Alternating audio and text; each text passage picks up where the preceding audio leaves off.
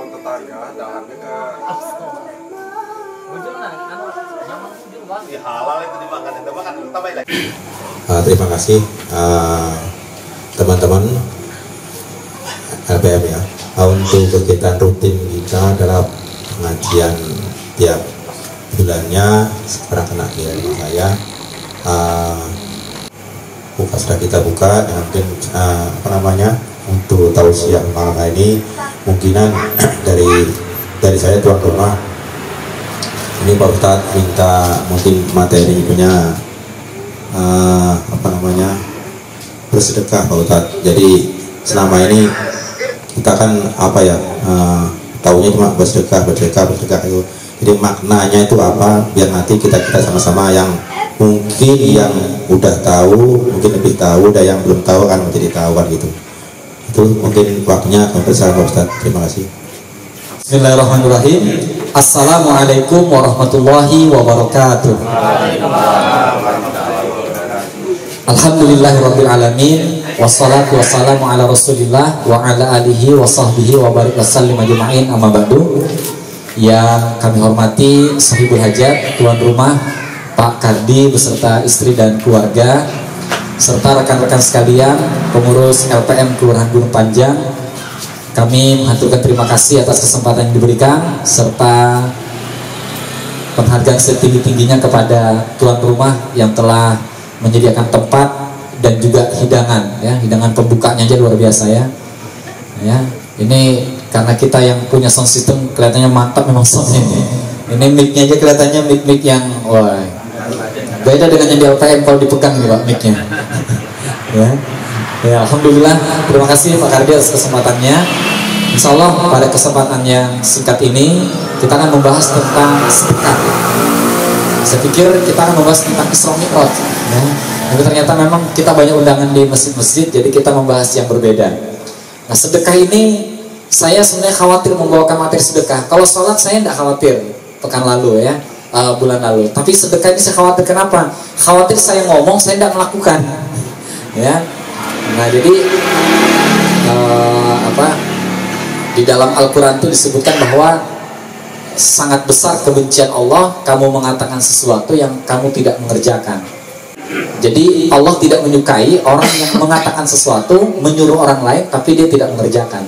Nah mudah-mudahan ini jadi motivasi buat pribadi saya dan juga kita semua. Sedekah ini bukan bicara tentang mampu atau tidak mampu, enggak, ya. Tapi mau atau tidak. Kalau kita lihat yang lebih berat misalnya di atasnya sedekah adalah kurban. Banyak orang mampu tapi tidak terketuk untuk berkurban, malah ngantri untuk pesan kepala duluan. Jadi kadang hewan kurban itu belum disembelih, kepalanya sudah ada yang punya. ya. Tapi itu jauh ya, tidak di Gunung Panjang lah ya. Iya, memang Gunung Panjang. Ya. Tapi bukan hanya kepala, karena kepala ini berat kerjaannya ya. Ada yang mau beres jadi, minta langsung dagingnya, tambah tulangannya, sama hatinya diiris-iriskan. Itu langsung pesen lagi ya. Jadi memang sudah dia tidak berkurban, malah dia yang duluan antri. Nah, sedekah ini kira-kira ini hal yang sangat di bawahnya malah gitu ya. Jadi sedekah ini tidak bicara tentang orang itu mampu atau tidak, tapi mau atau tidak. Ya, kalau kita pernah dulu nonton ya, di zaman-zaman kita itu ada acara di TV itu yang tolong, ingat ya Pak? Ya, tolong ya. Itu begitu sosial eksperimen itu dicoba kepada orang-orang yang kelihatan mampu dari fisiknya, dari pakaiannya, itu tidak membantu. Tapi justru yang membantu itu malah apa? Malah sesama orang yang fakir, gelandangan, pemulung, itu malah membantu. Kenapa? Karena dia merasakan ketika dia tidak makan, ketika dia tidak mampu, maka dia terketuk hatinya untuk membantu. Nah ini bukti bahwa sedekah itu bukan karena mampu, tapi lebih kepada mau, ya. Dan sedekah ini maknanya tidak melulu tentang uang. Jadi sedekah ini kata Rasulullah, senyum itu sedekah, ya. Bahkan kita menyingkirkan duri di jalan, penghalang di jalan, itu sedekah. Tapi jangan kita singkirkan polisi tidur ya. Orang masang polisi tidur kita bongkar. Ya. Nah, jadi menyingkirkan duri di jalan, batu di jalan yang penghalang itu sedekah.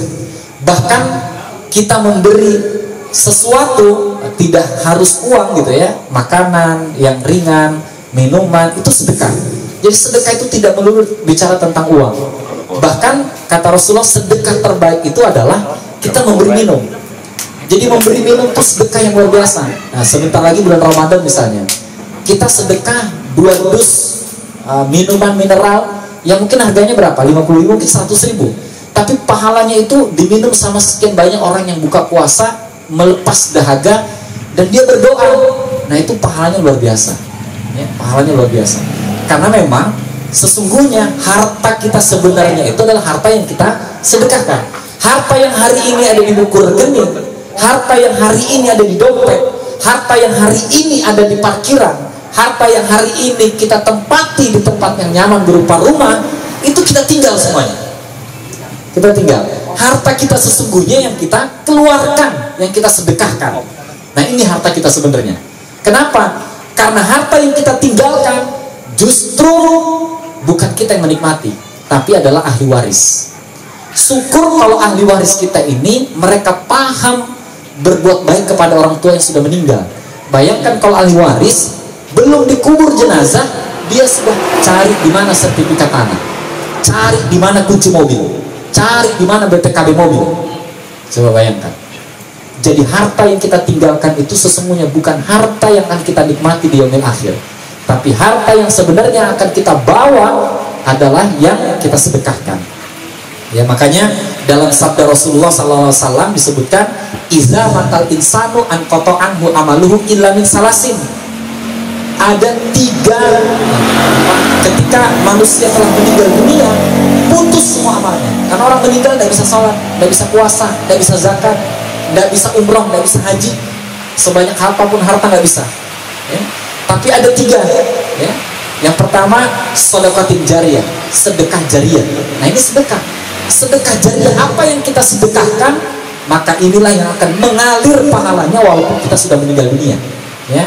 Misalnya Pak Kardi di jalan di depannya itu bolong, beliau inisiatif membeli semen kemudian ditambal.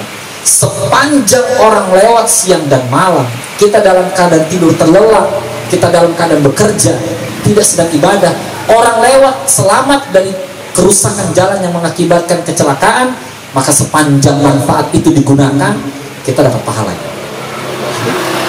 Kita nyumbang 2.000 rupiah, qadarullah masjid sedang membangun di Fulga, di Fuga, kemudian diberikan bata. Selama bata itu menempel, maka pahalanya mengalir sepanjang masjid itu digunakan sebagai tempat ibadah.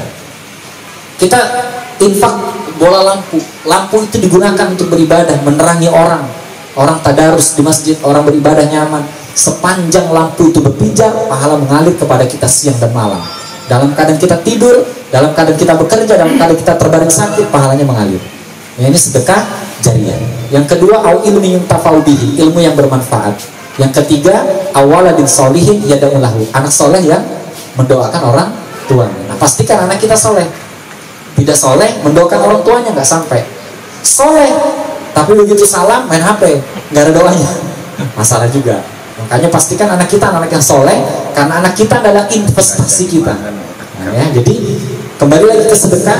Ya, makanya nanti kata Allah Subhanahu Wa Taala dalam Al-Quran, orang-orang yang ketika dia hidup disuruh sedekah, dia enggan sedekah, dia genggam hartanya di tangannya, maka nanti dia akan berkata di hadapan Allah ketika dia meninggal dunia. Apa katanya? Rabbi laula akhartani ila ajalin qarib fa as-sadaqa wa akum minas sholihin.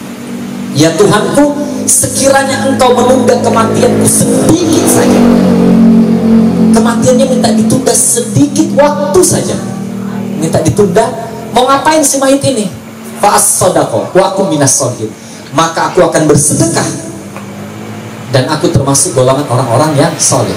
Mengapa? Jenazah atau mayit ketika dia meninggal dunia, dia menyesal, dia bukan minta dihidupkan untuk mau sholat, untuk mau zakat, untuk mau umroh, untuk mau haji. Kenapa? Dia minta sedekah.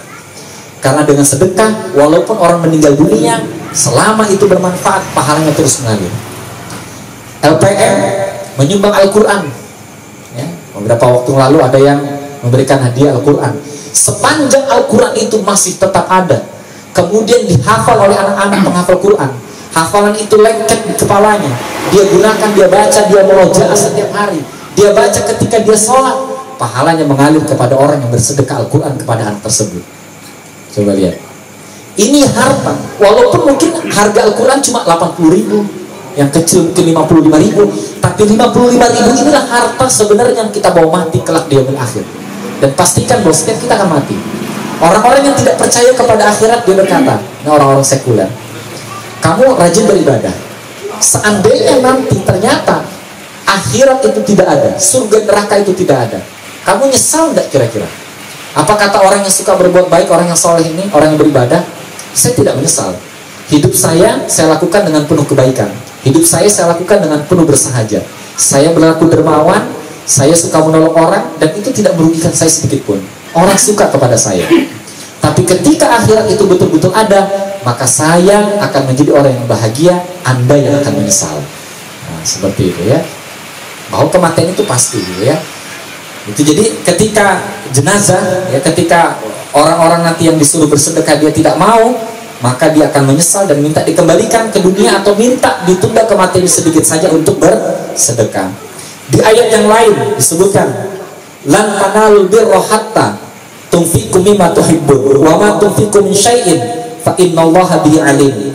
Kamu, kata Allah, sekali-kali tidak sampai kepada kebajikan yang sempurna sebelum kamu menafkahkan sebagian harta yang kamu cintai. Jadi kita tidak akan sampai kepada kebajikan yang sempurna sebelum kita menafkahkan harta yang kita cintai. Dan apa saja yang kamu nafkahkan, maka sesungguhnya Allah Maha mengetahui. Nah, ini maknanya bahwa tidak sampai kita menjadi seorang yang baik di mata Allah ketika kita tidak menjadi orang yang pandai bersedekah. Nah, jadi sedekah itu sangat banyak sekali ya. Dan disebutkan bahwa kata Rasulullah pernah ada seorang yang sedang sakit gitu ya, keluar terus darah dan nanahnya itu di kaki, kalau nggak salah di bagian lutut. Maka kemudian dia diperintahkan untuk bersedekah. Kemudian dia berharap dari apa yang dilakukannya dengan menggali sumur, memunculkan air, karena di padang pasir itu kan susah ya sumurnya air itu ya. Maka dengan itu kemudian Allah menyembuhkan kaki ini. Ya. Sebagai penutup, kalau kita tahu di dalam surah Al-Baqarah itu artinya apa? Sapi betina ya, sapi betina. Jadi Al-Baqarah itu sapi betina. Kisah singkatnya adalah ada 3 orang di situ yang orang tuanya kaya. Ketika orang tuanya meninggal dunia, maka hartanya dibagi ke 3 orang anak laki-laki ini. Anak pertama, anak kedua, anak ketiga. Anak pertama ini dia menyumbangkan setengah hartanya, yang harta warisannya setengah disumbangkan. Anak kedua ini pelit, sedikit pun tidak diinfakkannya apa yang telah diwariskan kepadanya. Sementara anak ketiga ini seluruh harta warisnya disedekahkan. Ya. Ini kisah kenapa disebut surah Al-Baqarah. Yang ketiga diserahkan. Qadarullah, anak tadi yang pertama dan kedua ini punya anak, masing-masing 1 perempuan 1 laki-laki, menikah. Kemudian ketika menikah ya, masing-masing dari yang 2 ini ya, tinggal yang sedekahkan hartanya yang tidak dinikahkan, jadi sepupu sekali menikah. Ketika menikah ya, ternyata anak kedua ini yang ayahnya berarti ya dia, karena tadi sudah ayahnya meninggal dunia, maka menantunya ini membunuh mertuanya dengan harapan apa? Hartanya jatuh ke tangannya. Kemudian dia membuat konspirasi, menuduh suku yang lain, kaum yang lain yang telah membunuh, dengan cara dia mengangkat jenazah ayahnya, mertuanya ini, anak yang kedua tadi berarti ya, mertuanya ini dibuang ya di tempat satu kaum ya. Maka di siang hari, di keesokannya mereka saling menuduh ya. Mereka saling menuduh. Saya singkat lagi ceritanya. Kemudian disuruhlah mencari sapi betina, nah, yang warnanya begini, dan hanya ada 1 di tempat itu yang punya sapi dengan ciri-ciri yang disebutkan Allah kepada kaum Bani Israel itu. Dan ternyata itu adalah sapi milik anak dari yang ini tadi. Jadi dia sudah punya anak lagi gitu ya. Dia yang anak ini tadi, dia sudah punya anak lagi. Nah, sapinya ini hanya ditaruh di hutan ya, jarang dibawa. Kemudian Ketika dicari, ternyata itu adalah sapi miliknya. Dan malaikat menyerupai seorang laki-laki itu mengatakan, jangan kau jual, ya, kecuali dengan harga seberat sapi itu. Ya, ini kisahnya panjang, termasuk nanti dia diuji. Ya, anaknya ini memang jujur. Jadi ayahnya luar biasa dermawannya, anaknya pun jujur. Ketika diminta, dia disuruh ibunya ke pasar menjual, saya lupa, katakanlah dengan harga sapi itu 2 juta. Ditawar menjadi 3 juta, dia nggak mau. Saya harus izin ke ibu saya. Jangan langsung ngomong, saya harus izin. Pulang, izin ke ibunya, boleh, jual saja dengan harga 3 juta. Ketika kembali ke pasar, orang tadi menawar lagi. Bagaimana kalau aku beri kau 5 juta? Nah, itu ibaratnya ya, saya lupa nilainya di masa itu. Saya kembali dulu ke ibu saya, karena ibu saya memerintahkan 3 juta. Dia saking jujurnya. Akhirnya, 2 kaum yang saling tuduh-menuduh tadi, ya, itu akhirnya membeli sapi dari anak yang ketiga tadi. Harganya adalah seberat emas seberat sapi itu. Dan akhirnya ketahuanlah siapa yang membunuh adalah menantunya. Akhirnya menantu itu kemudian diadili, dan anak yang ketiga ini, dari anaknya lagi berarti ya, menjadi orang yang kaya. Artinya apa yang disedekahkan itu akan kembali. Nah, para sahabat Rasulullah SAW, ini tadi yang terakhir ya, berarti yang paling terakhir. Ya. Sahabat Rasulullah SAW itu ketika mereka bersedekah dan ada yang menerima sedekahnya, maka mereka bersyukur. Kenapa? Karena sesungguhnya kata para sahabat itu, ketika sedekah itu diterima, maka orang yang menerima sedekah itu hanya mengambil sebagian manfaat. Tapi orang yang bersedekah ini, dia mendapat manfaat yang lebih besar. Apa maksudnya? Coba perhatikan. Ketika dia memberikan makan, nah, seperti ini misalnya, maka ada orang yang kelaparan, dia memakan. Maka orang itu hanya mendapatkan manfaat kenyang saja, selesai. Tapi orang yang bersedekah ini, dia mendapatkan pahala yang besar di sisi Allah karena menolong orang itu, kemudian hartanya menjadi harta yang bermanfaat di jalan Allah, dan itu menjadi catatan di hadapan Allah. Nah, jadi harta yang disedekahkan itu sebenarnya kita yang perlu. Ya. Jadi ketika ada sedekah itu, misalnya ada orang mengetuk pintu, misalnya jangan pernah misalnya berkata kasar. Kalau menolong, tolong saja dengan baik. Ya. Kalau saya sudah ada 5.000, 2.000, dia menolak, tidak apa-apa. Kita memang punya segini Pak. Ya, gitu ya. Kalau mau nanti kembali lagi tanggal muda, kembali lagi. Ya. Ada 5.000 kasih 10.000 gitu ya. Artinya ketika ada orang yang tidak mampu di hadapan kita, maka sebenarnya itu adalah peluang yang Allah kirimkan kepada kita untuk kita bersedekah. Dan itu adalah peluang kesempatan emas. Ya. Ketika kita melihat ada orang tidak mampu di hadapan kita, maka ini adalah peluang yang Allah berikan, yang Allah kirimkan di hadapan kita untuk kita bisa bersedekah. Kita mencari-cari peluang itu, dan kita mengerti betul ketika sedekah kita diterima, sesungguhnya kita yang perlu itu, kita yang membutuhkan itu. Mudah-mudahan saya pribadi, kita semua termotivasi untuk semangat bersedekah. Karena sedekah bukan bicara mampu, tapi lebih kepada mau. Dan sedekah ini, sekali lagi, menghapuskan dosa-dosa kita. Sedekah juga mengangkat penyakit kita. Sedekah juga mengangkat kesulitan-kesulitan hidup kita. Ya, karena bayangkan orang yang kita berikan sedekah, dia mendoakan kebaikan kepada hidup kita, mendoakan kebaikan, mendoakan kelapangan rezeki kepada kita. Nah, mudah-mudahan bermanfaat apa yang saya sampaikan, khususnya buat pribadi saya, dan juga mudah-mudahan kepada kita semuanya. Dan mudah-mudahan makna sedekah ini walaupun di waktu yang singkat bisa diterima, diambil lah ya, sebagai sebuah pelajaran penting. Jadi mudah-mudahan kita ya, kalau misalnya nih makanya dulu kalau misalnya ada paket duafa bahasanya ya, biasanya kalau LPM pakai duafa coba ya, itu saya was-was itu, saya tidak mau dibilang duafa hanya gara-gara menerima 5 kilo ya, 5 kilo 10 kilo 5 kilogram beras, gula ini, terus kita jadi duafa, lebih jangan, karena kita tidak pantas untuk disedekahi, tapi kita yang sedekah seperti itu. Tapi kalau kemarin kata pada ini bukan untuk dia apa, tapi memang semuanya dapat. Oh ya, semuanya dapat. Karena seorang rasul, jadi para nabi dan rasul itu seluruhnya mereka tidak pernah menerima sedekah, tapi menerima hadiah. Kalau hadiah diterima sama Rasulullah, tapi kalau sedekah, Rasul tidak pernah memakan atau meminum barang sedekah. Jadi beliau itu tidak pernah merendahkan dirinya, memuliakan dirinya. Seperti itu. Kita juga seperti itu. Ya, walaupun memang ada saat ketika kita butuh bantuan, nah, kita memang perlu gitu ya, perlu bantuan, perlu materi, perlu dan sebagainya. Tapi kalau bicara sedekah, usahakan kita tidak segampang menerima sedekah, apalagi dalam keadaan kita sehat, dalam keadaan kita lapang gitu ya.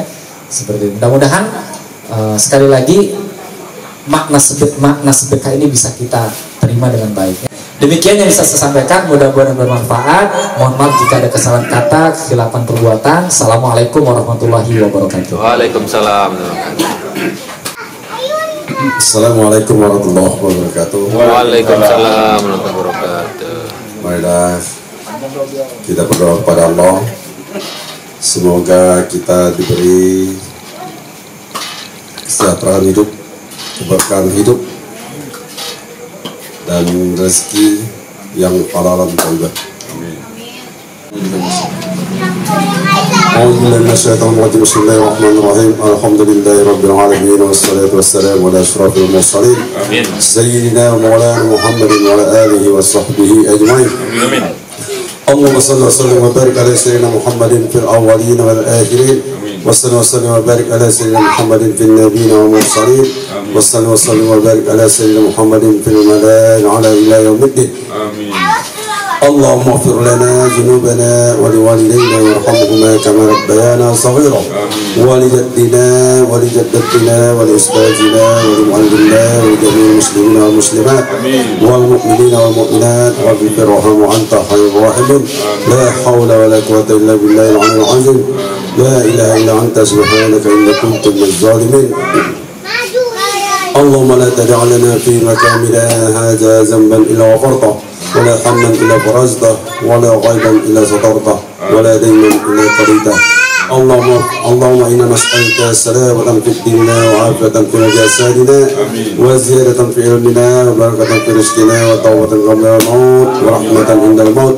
اللهم حاول علينا في سكرات الموت والنجاة من النار وعفو عند الحساب. اللهم لا تدع لنا في مكاننا هذا ذنبا إلا غفرته ولا حما إلا فرجته ولا غيبا إلا سترته ولا دينا إلا قضيته. اللهم اغفر لنا ولإخواننا الذين سبقونا بالإيمان ولا تجعل في قلوبنا غلا للذين آمنوا ربنا إنك لرؤوف رحيم. ربنا ظلمنا أنفسنا وإن لم تغفر لنا وترحمنا لنكونن من الخاسرين. ربنا آتنا في الدنيا حسنة وفي الآخرة حسنة وقنا عذاب النار. صلى الله على سيدنا محمد وعلى آله وصحبه أجمعين. سبحان ربك رب العزة عما يصفون والسلام على المرسلين والحمد لله رب العالمين. السلام عليكم ورحمة الله وبركاته.